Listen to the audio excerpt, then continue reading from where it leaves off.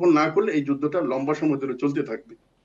আচ্ছা, ইরান যদি মানে লম্বা সময় ধরে যুদ্ধটা চলতে পারে বলে আপনি বলছেন, তো যুক্তরাষ্ট্র যেভাবে হামলা চালিয়ে সরে গেছে, তো এ ধরনের অভিযান মোকাবেলা ইরানের পক্ষে কতটা কঠিন? আরেকটা জিনিস যদি বলি, ইরানের মিত্ররা যদি রাশিয়া চীনের কথা বলি, তো তারা আসলে কতটা ইরানের পক্ষে থাকবে বা কিভাবে তারা সহযোগিতাটা করবে বা আসলেই করবে কিনা?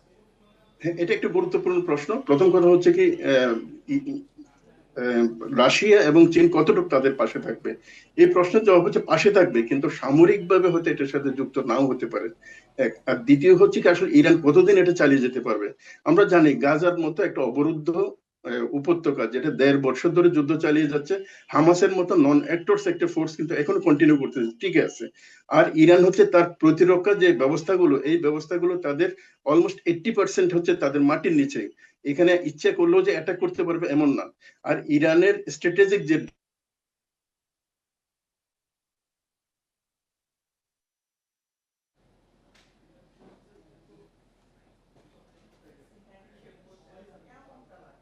ইরান ইসরায়েল যুদ্ধ নিয়ে আমরা কথা বলছিলাম দৈনিক নয়া দিগন্তের নির্বাহী সম্পাদক মাসুবুর রহমান খলিলের সাথে।